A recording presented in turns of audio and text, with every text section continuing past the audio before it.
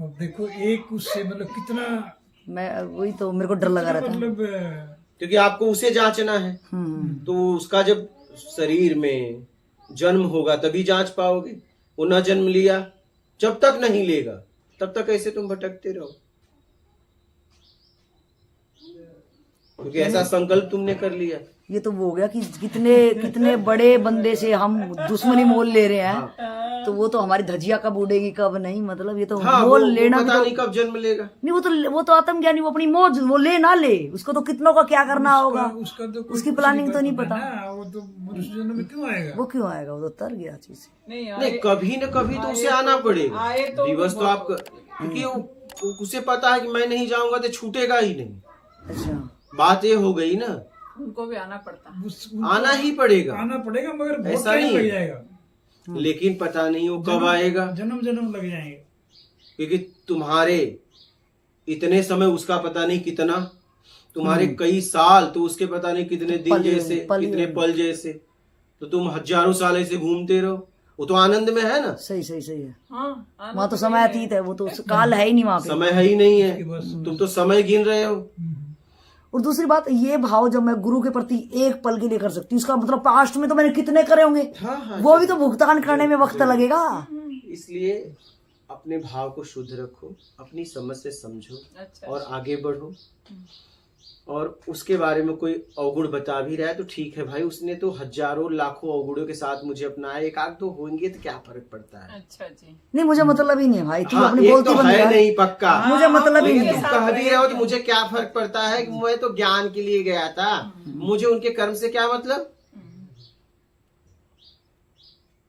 मैं तो उनके पास ज्ञान के लिए गया था ना, जैसा करेंगे वैसा भोगेंगे। अवगुण तो हो ही नहीं सकते, अवगुण होता तो उस स्थिति पहुंच ही नहीं सकता। सही है सही है। अगर उसमें एक भी अवगुण होता हाँ, तो उस स्थिति पे पहुंच ही नहीं सकता। अगर वो कुछ कर रहा है तो तुम समझ नहीं पा रहे हो बस। सही। अगर आपको लग रहा है कि नहीं वो कुछ कर रहा है गलत है, इसका मतलब वो उसकी स्थिति ही नहीं हो सकती। आप एक तरफ करो वो स्थिति है, एक तरफ को गलत नहीं, वो स्थिति तभी मिलती है जब वो गलत नहीं होता। बिल्कुल सही है। वो पूरी तरफ पवित्र हो जाता है तब जाके उसे वो स्थिति मिलती है। उस स्थिति मिलने के बाद वो गलत कर ही नहीं सकता, हो ही नहीं सकता उसके द्वारा।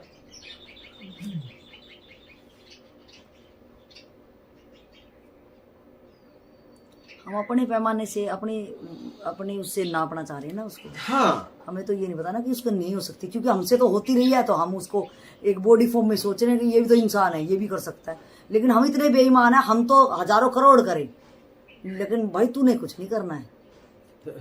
बेईमाने का हमारा अपना करे क्या, करके ही आए हैं। हम तो ठसा ठसी भरे हैं, संशय ही नहीं। संशय नहीं, उसमें तो कोई दो राय नहीं है। कर क्या ये, क्योंकि अगर वो आप पवित्र होते हो तो कहता मेरी क्या जरूरत। सही सही है। सही वो तो अपवित्र लोगों को अपनाता है। बिल्कुल सही है। अगर आप जाके करो मैं पवित्र हूँ तो कहेगा आप मेरे पास क्यों आए, दुकान जाके ज्ञान बांटो, सही है। काम करो। क्योंकि वो तो अपवित्र लोगों के लिए बैठा है। बिल्कुल सही है। सही है। तो आपको तो वो अपना रहा है पवित्र समझकर ही, उसे पक्का पता है। देखिए, उसे पता होने के बाद भी वो आपको गले लगा रहा है और आपको कुछ पता नहीं है। किसी की बातों में आके आप उसे संशय कर जा रहे हो। वो सोचिए, उसकी महानता देखिए और आपकी दरिद्रता देखिए। हाँ, आपका गिरना देखिए। ये भी आप ही दिखा रहे हो, हम तो ये भी नहीं देख पाते। हम तो गड्ढे किचने पड़े पड़े देख रहे हैं, हमारे से अमीर ज्यादा कौन है रे।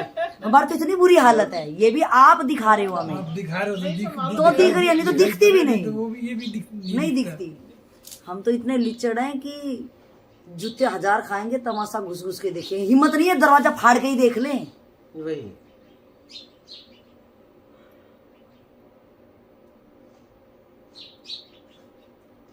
ठीक है। और कोई प्रश्न है? नहीं मेरा आप नहीं, मैं तो खुश हूँ, कुछ नया मिला। मैं खुश हूँ क्योंकि कुछ तो कुछ सीख, आज भी फिर आज एक नया विषय मिला, मालूम हो गया। हाँ, चल रहा है अभी, बोलिए। ये चलना चाहिए ना। मैं- हाँ, बोलिए। हाँ। करो फिर। नहीं, मुझे प्रश्न है एक योगानंद जी के जीवन में एक ऐसी ही घटना है। हाँ, बोलो। बोलिए। विवेकानंद जी अमेरिका गए, एक छोटा लड़का एक कुएं में छलांग मारा, डूबने लगा। वो उस लड़के को डूबते वक्त एक ऐसा बिजली सी जैसे चमकी ऊपर। ये तुरंत कैसे तो बच गया, वापस आ गया। एक दिन माँ के हाथ पकड़ के वो रास्ते पे जा रहा था, वो लड़का। विवेकानंद जी रास्ता काट रहे थे, क्रॉस कर रहे थे। उस लड़के को एकदम झटके में मालूम हो गया कि जो बचाया उस दिन, जिन्होंने मुझे बचाया, ये वही है। ये लड़का हाथ छुड़ा के भागने लगा। वे उसी वक्त वे कुछ एक अरेंज किया हो, एक व्यवस्था थी ना, वहां गए, वहां पहुंचे, वो कमरे में पहुंचे, एक हॉल में पहुंचे। फिर भी ये लड़का उनके पीछे भागते रहा। बाद में उनके सामने खड़े होके उन्होंने कहा, आप ही थे वहां बचाने वाले, मैं आपको ही गुरु मानता हूं। उन्होंने एक बात कही उस वक्त कि आपका गुरु, मैं तो गुरु नहीं है आपके लिए, आपका गुरु भारत में अब जन्म लिया है, जन्म लिया है। वे थे योगानंद, वे योगानंद का जन्म हुआ था। Oh my God. वो तो छोटा गोद में, वहां की गोद में वो योगानंद जी थे। विवेकानंद जी बोल रहे, मैं गुरु नहीं बन सकता आपके लिए, गुरु अब जन्म लिया है वहाँ। लेकिन उसको ये और एक बात बोले, मैं गुरु समझे कैसे, पहचान कैसे करूं। एक चांदी की लोटा आपको प्रेजेंट करते हैं। अच्छा, जब जो आपको तेरे गुरु आएंगे, जो हाँ ये चांदी की लोटा प्रेजेंट करते हैं, वे ही आपके गुरु होते हैं, बोले वे। अच्छा, तेरे गुरु आके तेरे को चांदी का लोटा देंगे तो समझना यही गुरु है। हाँ, ये चांदी का लोटा प्रेजेंट में आने तक उनके 80 साल हो गए। Oh my God. उनके साथ थे, योगानंद जी के साथ ही वे भी जुड़े थे। हाँ। लेकिन उनको अभी भी पता नहीं था गुरु कौन है। तो चांदी का लोटा देंगे। अरे वाह। योगानंद जी इस तरफ आए तो, भारत आए तो दिसंबर क्रिसमस के वक्त, उनका ज्यादातर क्रिश्चियन लोग ही थे, सही ज्यादातर सभी के लिए प्रेजेंटेशन लेके जाते थे। ये चांदी का लोटा भी उनके साथ था उस वक्त, देके इनको ही दिया, लेके यहाँ से लेके उनको ही दिया। उनका नाम था जस्टिन उस वक्त। अच्छा। बाद में मुझे याद है जनकानंद क्या उनका नाम बदल दिया था। उस वक्त लगा ये ही है, लेकिन उनका साल, उनके आयु 80। ये कितना वेटिंग, पहचान ने आप ने कहा ना उस वक्त, मुझे वो कहानी याद आ गई। लेकिन हमें क्या पता है जी, पढ़ते हैं लेकिन गंभीरता जो उसके पीछे है मालूम नहीं होता। यहाँ बैठने से भी मालूम नहीं। शुक्रिया इनको। नहीं मेरे को क्यों, किसी की भी गलती, किसी को मेरी हो या इनकी हो, लेकिन समझने के लिए बराबर है। एक नहीं, वो जो अवगुण है वे मेरे ही अवगुण है, ये नहीं कह रहे वो उनके, वो मेरे ही अवगुण है। हाँ, मेरे ही है। लेकिन होने से पहले विषय मिला ना, I am the luckiest one. मुझे भी एक याद आई आपकी इसी बात पे कि महात्मा बुद्ध जी जब माँ के गर्भ में ठहरे तो बहुत बड़े बड़े उच्च कोटि के संत, कहीं कोई हिमालय में तो कोई विदेशों में भी थे, तो उनको कोई आसमान में कुछ दिखा उन संतों को उस टाइम पे। अभी वो गर्भ में ठहरे ही थे बस महात्मा बुद्ध जी। तो वो लोग पैदल चलना चालू कर दिए उन टाइम पे, पैदल चल के कई सालों की यात्रा करके, और वो बस उस तारे को देख रहे हैं, कुछ अद्भुत उनको आसमान में दिखाई दे रहा था। तो वो चलते चलते काफ़ी सालों की यात्रा के बाद वो उस बिहार के उस गांव में पहुंच गए, और वो वेट कर रहे कि माता जी कब बाहर आए। और जब माता जी बाहर आए तो वो उनके, अब राजमाता का बाहर निकलना भी आम बात नहीं है, उनकी मौज, वो कब निकले जब राजमाता जी बाहर निकले तो वो उनको दंडवत प्रणाम करते हैं। तो वो कहते हैं कि अब साधु संत के महारानी है वो, तो साधु संत प्रणाम महारानी, क्योंकि उस टाइम पे राजा महाराजा भी उनके चरणों में बैठते थे, संतों को एक आज भी सम्मानीय है दृष्टि से। तो वो कहते कि मुझे क्यों कर रहे हो, मुझे आपको करना चाहिए। वो माता जी उनको कर रहे हैं, वो उनको कर रहे हैं, कहते नहीं आप नहीं करो, और वो दंडवत लेट जाते हैं। तो जब वो कहता है कि नहीं आप बताओ आप क्यों मेरे को खुद मैं मर्यादाहीन ना हो जाऊं, एक संत मेरे सामने साष्टांग लेटे हैं तो मुझे शर्म लग रहा है, आप खड़े हो और आप मुझे इसका राज बताओ क्या राज है। तो कहते कि हमारी उम्र इतनी हो चुकी है, अब हमें नहीं लग रहा कि जो आपके गर्भ में जो महान आत्मा का अवतरित हुआ है वो जब तक बाहर आएंगे शायद ये शरीर ना रहे। तो मैं उनको प्रणाम करता हूँ जहाँ पे वो अभी हैं, मैं उनको साष्टांग कर रहा हूँ। और इतने सालों से हम अपनी पैदल यात्रा करके यही शुक्र ऊपर वाले से कर रहे थे कि बस शरीर को तब तक बचाए रखना, तब तक हम उनको, हमारी आत्मा को तृप्ति जब मिलेगी जब हम उनको साष्टांग कर लेंगे। तो अब इसके बाद भले ही हमारे प्राण निकल जाए, यहाँ तक की यात्राएं हमारी ऊपर वाले ने वो करी। तो उन लोगों को दिख रहा था ये चीज़ें। तो मेरा भी ये कहना है कि ना जाने अगला क्षण भी कैसा होगा, ये भाव भी रहेगा कि नहीं। शरीर की तो बहुत मोटी बात है, शरीर रहे ना रहे कोई वो नहीं, ये भाव मेरा टिका रहे, ये निरंतर इसमें गरिमा, ये गर्मी, ये मैं मर्यादाहीन ना हो जाऊं इन्हीं वक्तव्य के साथ, इन्हीं भाव के साथ जो मेरी प्रार्थना थी। ये भी नहीं कहूँगी स्वीकार करो कि उसमें भी बाध्य होगा शायद। विनती तो रखे हैं मर्जी अभी भी आपकी ही है। नमस्ते, प्रणाम आपके चरण।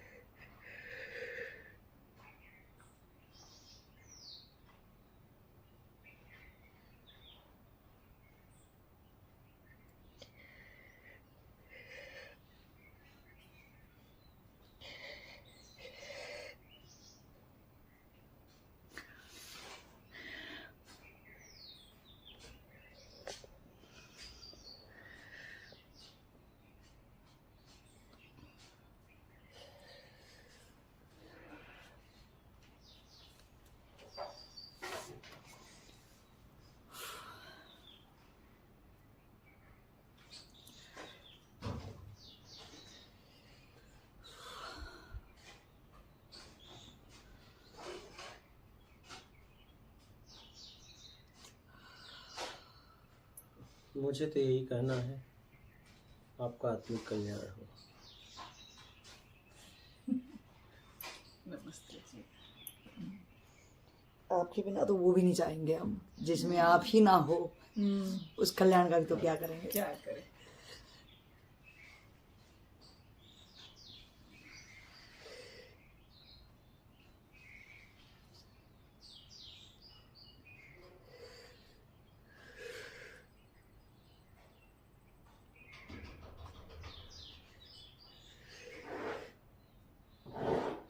मुझे लगता है आपके पास अगर रहे तो जो होगा वही होगा ना। हम उसके बारे में क्यों सोचे, लेकिन निश्चिंत से आराम से आपके पास रहे बस। यही आत्म कल्याण है हमारा। हाँ, बस कुछ हम सोच ये क्या सोच सकते हैं हम, वो क्या है पता भी नहीं है, अभी भी पता नहीं है। हम अपनी कुदृष्टि से बस कभी आपके भावना पे हमारी इस गंदी सी जबान को कभी कोई लांछन ना, इन आँखों को ये अंधी हो जाए अगर हम कोई लांछन देखें, ये जबान बंदी हो जाए कभी, बस यही चाहेंगे। आत्म कल्याण हो ना हो आपके साथ है तो यही आत्म कल्याण हम समझते हैं। हमें नया शब्द नहीं पकड़ना, नहीं चाहते ये शब्दों का बोझ और लेके ढोए। बस ये हमारी जितना हमारा गंध है अंदर, उस गंध को बस हमारे अंदर ही ध्वंस कर देना, जला देना। आग की तरफ कोई क्वेश्चन मार्क ना उठे। मेरा भी वही है। बस आपके साथ रहने में जो आनंद है वो बाहर नहीं, इतना पता है। वो आत्म कल्याण आत्म ज्ञान कुछ पता नहीं है, आपके पास रहे बस, जो होना है वो ही होता है।